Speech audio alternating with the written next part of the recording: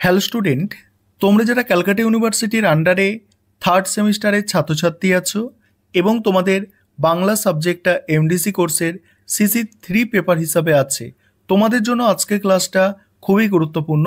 আজকের ক্লাসে তোমাদের 100% কমনযোগ্য লাস্ট মিনিট সাজেশন নিয়ে আলোচনা করব।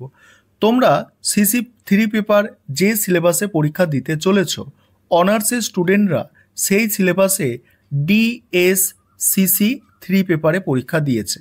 তোমাদের আগে আমি অনার্সের কোয়েশ্চেন পেপারটা দেখাবো, অর্থাৎ DSCC3 পেপারের কোয়েশ্চেন পেপারটা দেখাবো।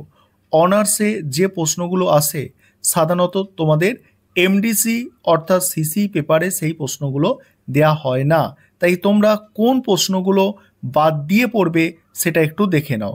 তোমরা দেখে নাও DSCC3 পেপারের কোয়েশ্চেন পেপারটা অনার্সের দেখে নাও, তারপরে তোমাদের আমি সম্পূর্ণ সাজেশনটা আলোচনা করব।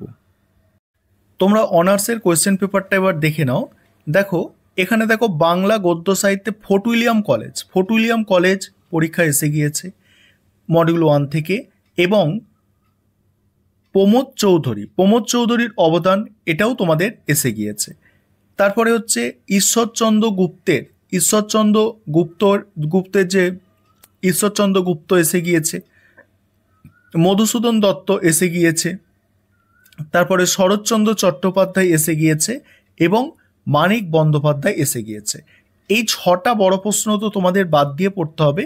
এবং 5 নম্বরের প্রশ্ন কি এসেছে দেখো, 5 নম্বরের প্রশ্ন দেখে নাও তোমাদের কি এসেছে। সীতার বনবাস এসেছে, হুতমি গদ্য এসেছে, পদাতিক কবি এসেছে, পৌরাণিক নাটক, ঠিক আছে, পৌরাণিক নাট্যকার এটা গিরিশচন্দ্র ঘোষ আছে, ঠিক আছে, এটা যেটা আবছা দেখতে পাচ্ছ যে স্টুডেন্ট আমাকে পাঠিয়েছে তার মোবাইলের এটা ওয়াটারমার্ক আছে, ঠিক আছে, গিরিশচন্দ্র ঘোষ এসে গিয়েছে।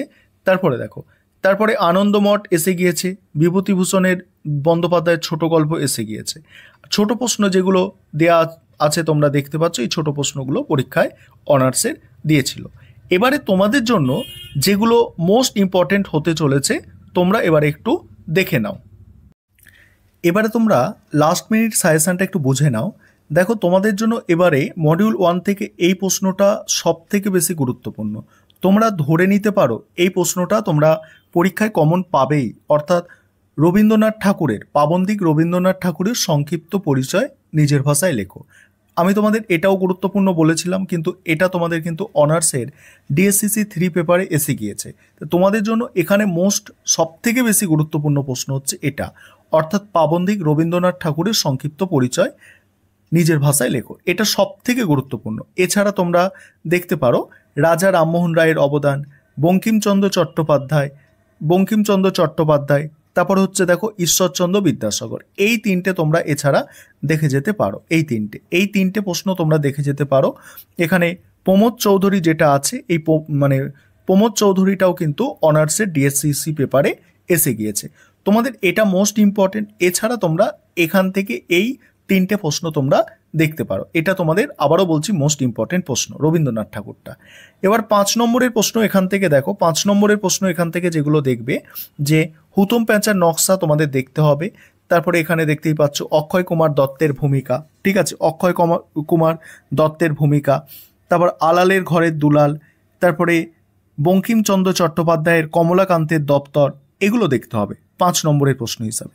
এবার তোমরা মডিউল 2 থেকে দেখো, মডিউল 2 থেকে অনার্সের যেটা এসে গিয়েছে ঈশ্বরচন্দ্র গুপ্ত এসে গিয়েছে, ঠিক আছে, ঈশ্বরচন্দ্র গুপ্ত আমি তোমাদের এখানে দিইনি, ঠিক আছে, এখানে নেই, ঈশ্বরচন্দ্র গুপ্ত দেয়া নেই, অসুবিধা নেই। এবং এখানে আরও একটা এসে গিয়েছে যে মধুসূদন দত্ত, ঠিক আছে, এখানে মধুসূদন দত্ত, অর্থাৎ এই যে শেষ প্রশ্নটা তোমরা দেখতে পাচ্ছ এটাও কিন্তু অনার্সে এসে গিয়েছে। এটা তোমাদের করার দরকার নেই। তোমরা করবে কি এখান থেকে তোমরা করবে দেখো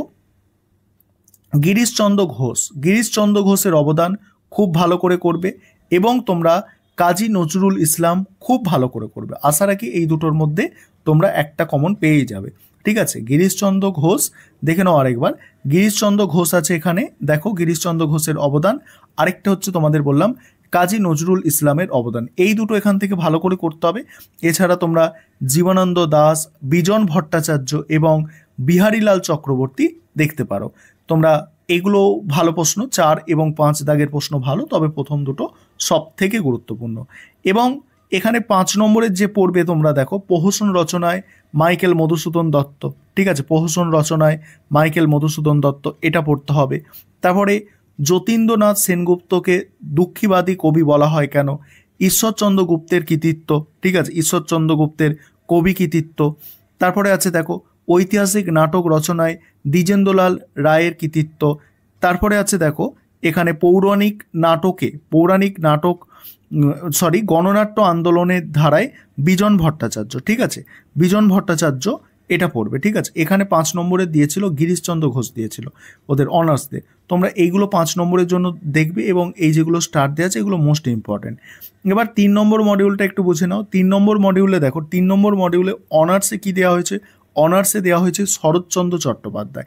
এই শরৎচন্দ্র চট্টোপাধ্যায় কিন্তু অনার্সে দেওয়া হয়ে গিয়েছে, তোমরা কিন্তু এটাকে পড়বে না, এটাকে বাদ, এই শরৎচন্দ্র চট্টোপাধ্যায়কে তোমরা কিন্তু এখান থেকে বাদ দিয়ে পড়বে।